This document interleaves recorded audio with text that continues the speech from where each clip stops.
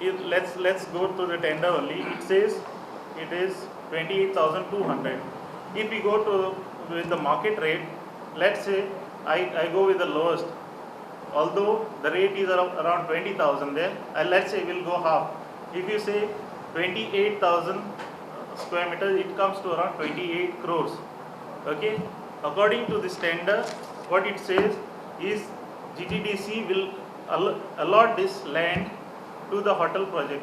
Whoever is buying, I don't know if the party is already ready. It could be possible the party is already ready, and this may be tender because it did not. It is a e-tender. It did not come to public, and since this is already this could be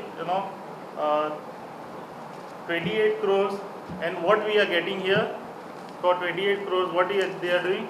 They want 35 room 3-star hotel, minimum 3-star hotel. Okay, and along with that, what the people from Kottali and Kelosi and surrounding village will get is rejuvenation of Kesarval Spring.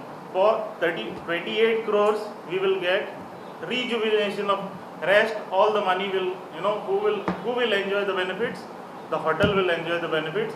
GTDC will give the land free of cost for X number of years to the hotel. We will not allow this hotel to come here, and we will rejuvenate the well.